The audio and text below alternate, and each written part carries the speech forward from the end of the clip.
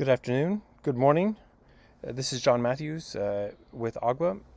Alex Moroner and myself from Agua have been working for a few years with the NIAD community, especially with people like Kanika, John Joyce, Josh Weinberg, good friends, as well as many of the other projects and personnel, and attending enthusiastically all of the annual meetings.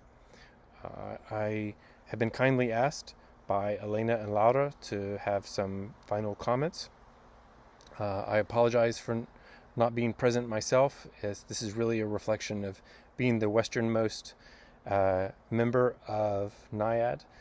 I live on the west coast of the U.S., some 9 time zones away from Spain, and the hours of your meeting are inconvenient for providing a good night's sleep. I'd like to tell 2 stories about why I think NIAD is important.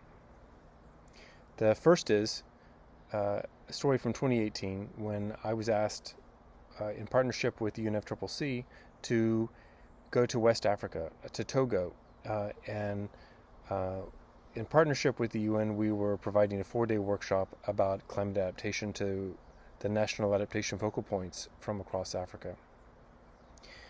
And on the first day, with a colleague from Deltatus, I gave a presentation that was talking about climate risk assessment, about the importance of climate risk to how we think about infrastructure and economic development, many of the kind of standard critical issues that have come up in many aspects of NIAD, with a really strong emphasis, of course, on how much water is intertwined with climate change.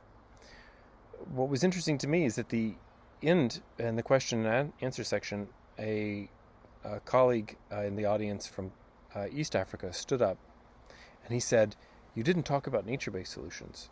He said, "You talked about all this gray infrastructure, but you know what? It's nature-based solutions that are really important for climate adaptation, and you need to make that point much more clearly." I'm an aquatic ecologist. I have been working on nature-based solutions for a dozen years or more, and I had really left them out. I had really underestimated my audience and what they were interested in, what they were focused on. And it was embarrassing, maybe a little shocking that I had done so. And it was important that I heard that correction from the audience. The issues that you have tackled, that we have tackled together in NIAD, are really universal ones. And that leads me to the second story, which is about choice.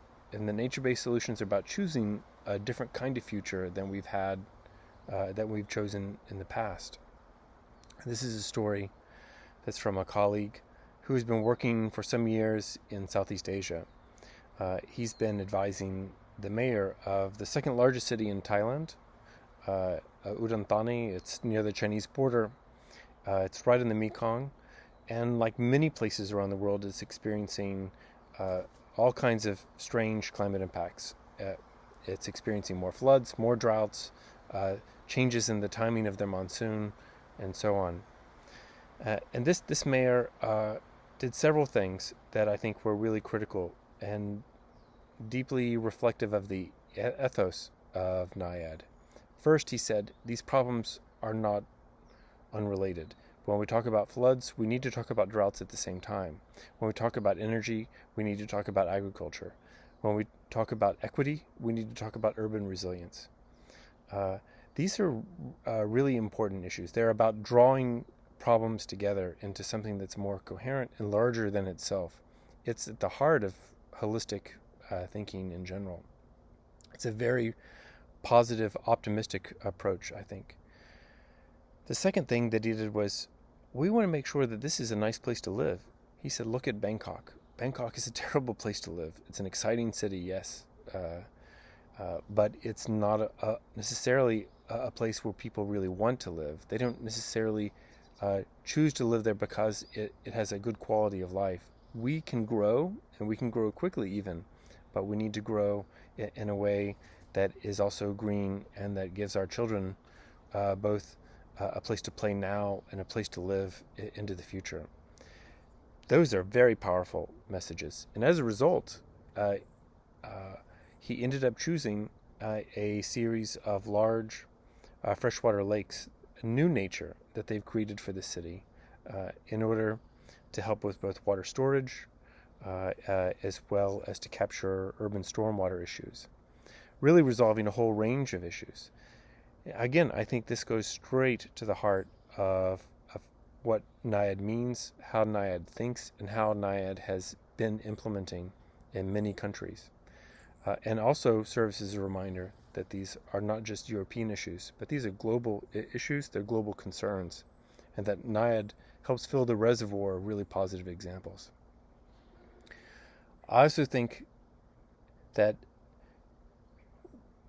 in the scheme of how we think of NIAID's original strategy, that there is a deep kind of wisdom. I was always impressed from the beginning with the decision to say nature-based solutions need to be aligned to pragmatic, to accessible water problems, but it also needs to be aligned to other kinds of agendas, to how water utilities work, to how finance systems work, to climate adaptation, and to DRR issues. We, in effect, we need to embed nature-based solutions within these more powerful agendas, and we need to do it in a way that can be implemented and scaled. And for that, I think you need to be really proud. I think that's the great utility of NIAID, and I hope it's why NIAID continues to swim and thrive in the waters of the future. Thank you so much. I hope that I get to see many of you again, and I hope that we find good reasons to work together and to be together. I look forward to living with you in a post-virus world. Hope all of you and your families are well. Thank you.